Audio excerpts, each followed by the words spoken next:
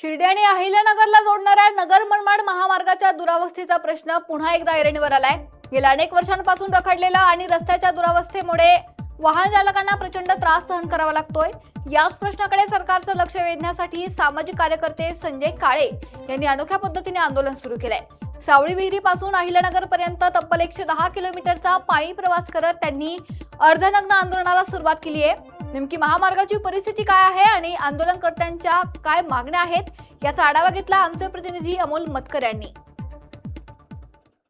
अहिल्यानगर जिल्ह्यातील नगर मनमाड हा बहुचर्चित असलेला राष्ट्रीय महामार्ग जो आहे तो अनेक वर्षांपासून जे आहे या रस्त्याचं काम रखडलं गेलं आहे। अनेक ठेकेदार या ठिकाणी आले गेले, परंतु अर्धवट काम सोडून या ठिकाणावरून ते पुन्हा गेले, परंतु या रस्त्याचं काम मात्र नेहमी अपूर्णच राहिलं। या रस्त्याच्या कामासाठी अनेक वेळा विविध संघटनांनी आंदोलनं केले आणि सरकारचं लक्ष वेधण्याचा प्रयत्न केला। आज या ठिकाणी सावळी विहीर ते अहिल्यानगर या ठिकाणी पायी चालण्याचा जो आहे संजय काळे सामाजिक कार्यकर्ते आहेत त्यांनी अनोखं आंदोलन या ठिकाणी छेडलं आहे आणि सावळी विहीर ते अहिल्यानगर असा 110 किलोमीटरचा पल्ला ते अर्धनग्न होत या ठिकाणी तो गाठणार आहेत आणि त्यामुळे सरकारचं जे आहे लक्ष वेधण्याचं काम सामाजिक कार्यकर्ते संजय काळे हे करणार आहेत।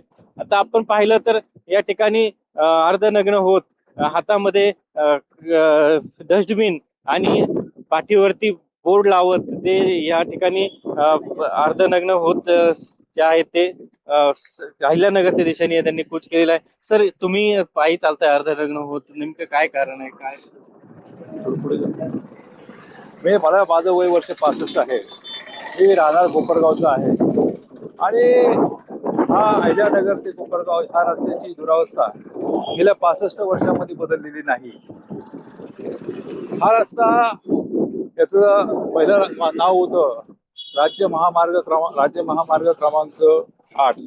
नंतर याचा दर्जा उन्नती झाली, हा प्रमुख राज्य महामार्ग क्रमांक 8 झाला आणि आता याची दर्जा उन्नती होऊन हा राष्ट्रीय महामार्ग क्रमांक 160 झाला। याची फक्त नावाला दर्जा उन्नती झाली, परंतु या रस्त्याची प्रगती अजिबात झालेली नाही। उच्च न्यायालयाने सर्वोच्च न्यायालयाने यामध्ये दखल घेतली होती। मागच्या वेळेस कुंभमेळ्याच्या वेळेस स्वतः याचिका दाखल केली होती की रस्त्याचं काम तातडीने पूर्ण व्हावं।